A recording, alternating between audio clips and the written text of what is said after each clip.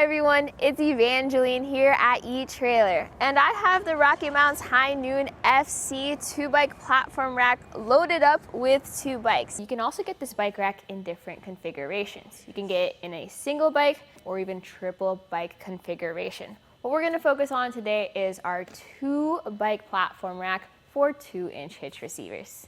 We have a heavy electric bike, we have my mountain bike, and we will talk about the different features and how I got these bikes on there and if it will work with your vehicle. But first, let's take this for a drive. That way you can see what would it be like owning this bike rack. We're driving on our eTrailer test course, which has speed bumps, and we're going to do our alternating speed bumps first. So this is to simulate like hitting a curb or a pothole, and you can see that side-to-side movement. We're gonna go over our normal speed bumps, which has the up and down movement. As you can see, this is like if you're entering or exiting a parking lot or your driveway. Now we're going to do our slalom, and this is going to be our quick turns or our evasive maneuvers. So you can just see how well it goes through our parking lot when we move quickly. So after that drive around our test course, we brought the car back into the studio so we can really take a look at the bike rack. Now, when we did go into reverse, you could see through the backup camera that the view was covered a little bit. This will change depending on your vehicle, your backup camera, how you load up your bikes. This bike is a really good example of why this bike rack is needed though, because it's a heavy e-bike, it has fenders, and it has a step-through frame. Those 3 features already make it very difficult to carry with other bike racks. But look at the fender capability of this rack. You have 2 straps for your front wheel mount. Since it's a front wheel mount, there's 0 frame contact. Doesn't matter if you have a step-through frame or a normal frame, this can carry it.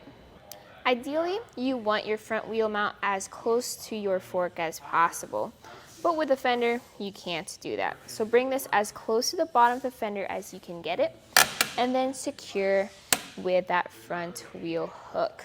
Your straps are going to be there to add that extra support. Straps go under the rim, over the hook, and into the tab. You also have a strap at the bottom of your wheel.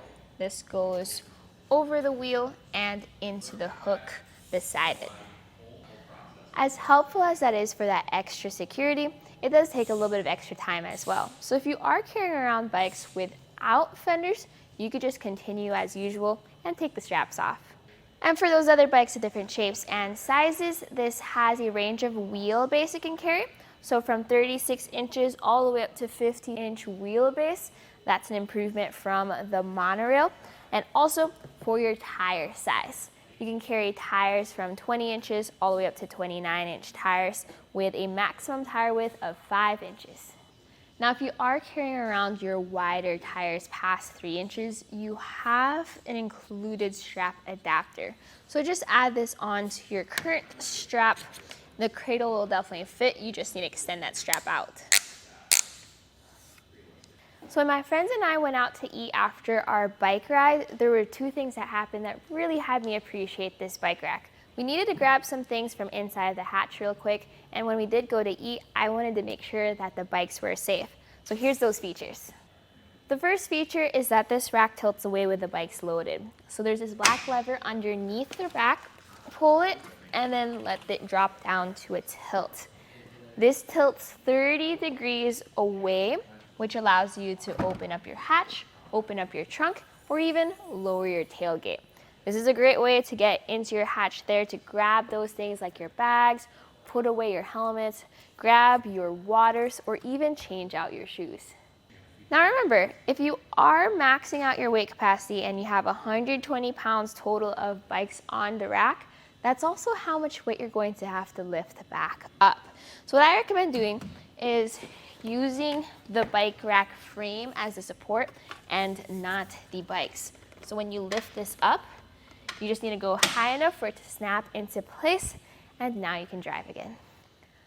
The second feature I really appreciated was the cable lock. So this is a heavy duty cable lock. There's steel on the inside, but there is a cover on the outside, so none of that metal is exposed. This is a 5-foot long cable measuring from the hoop. So I do wish it was on the longer side. That way I could secure both of the front tires as well as the frame. But this loops into itself and then secures onto the rack. You get 2 of those locks with this bike rack. So one is going to be for your cable lock, and this matches the lock that is used with your anti-rattle bolt. You do get 2 keys, but they're keyed alike, so you really only need just one to access both of those cores. For the anti-rattle bolt, that's what secures the bike rack to your hitch. You do get a stamp tool to tighten that down, which works fine, but I do recommend using or doing what I do, which is I do have a socket wrench handy inside my vehicle, just because it's easier to install and uninstall the bike rack that way. A lot of using a bike rack is putting bikes on, taking bikes off, putting the bike rack on, taking the bike rack off. Now this actually makes it pretty simple. Working with our heavier electric bike, this is a closer look at how that lever works for the strap and how I tuck it behind the wheel to keep it out of the way of the spokes. Bottom strap, pull down and toss away from the rack.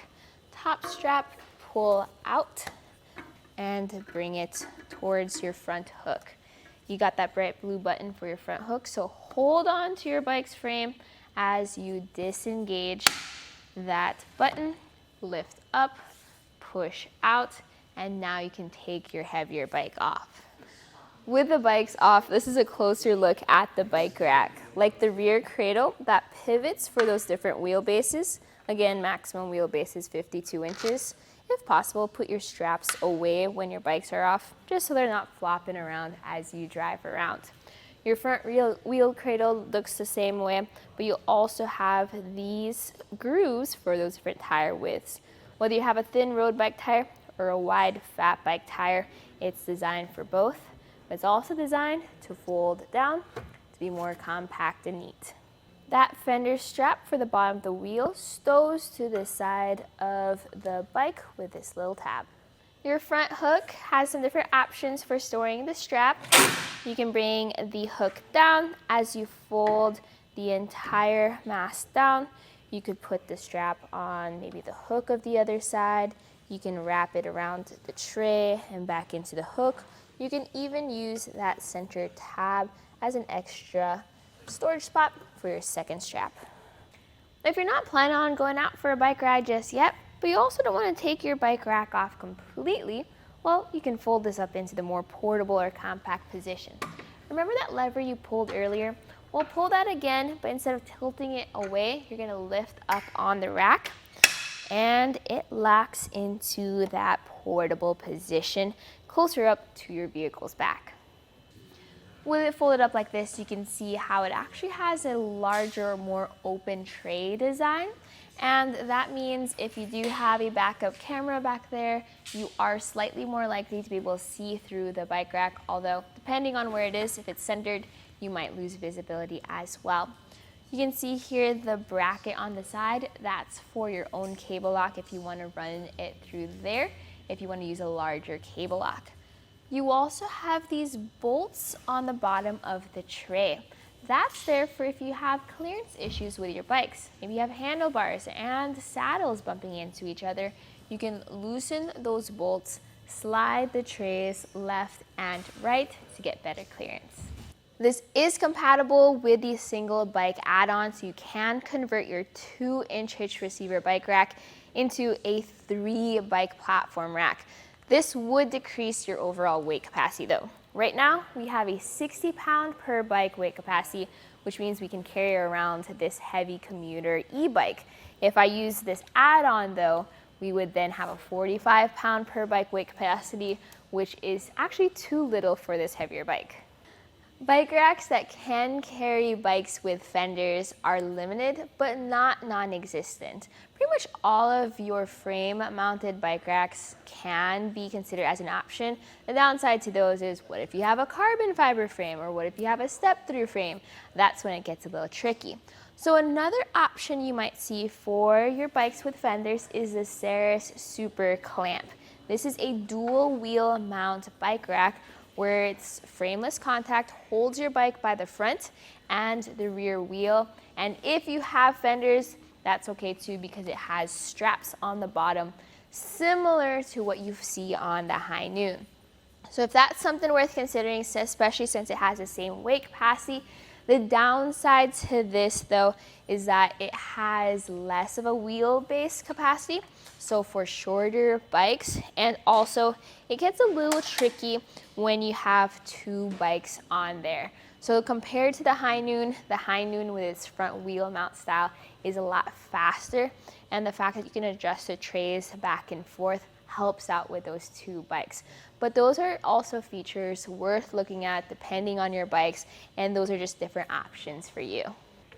So for my personal review of this bike rack, especially when comparing it to the RockyMounts monorail, if you like the monorail but you wish it worked for your fenders, this is going to give you almost the exact same experience, but actually improved. They've upgraded some things, they've added cable lock brackets, and this has a longer wheelbase compared to the monorail. So definitely a solid choice, and I can see this becoming a popular option because it works for bikes of different shapes and different sizes. Now, for some downsides to this bike rack is if you have that heavier bike, you do have to consider that this does not have a ramp, so you're going to be lifting those heavier bikes onto the rack, and you're just going to have to figure out the best way that works for you. Another thing to consider is it may get a little confusing for the add-on options. We offer the 3-bike kit as a full kit, so you don't have to mix and match. So definitely use our fit guide here at eTrailer, so that way you can pick the right bike rack for you that matches your hitch receiver, whether you have an 1.25" or a 2". Check out our videos and descriptions to find the best fit for you. But this right here, right now, was a look at the RockyMounts HighNoon FC 2-bike platform rack for your 2" hitch receivers. And you saw this here at eTrailer. My name is Evangeline, and I hope you enjoyed the journey.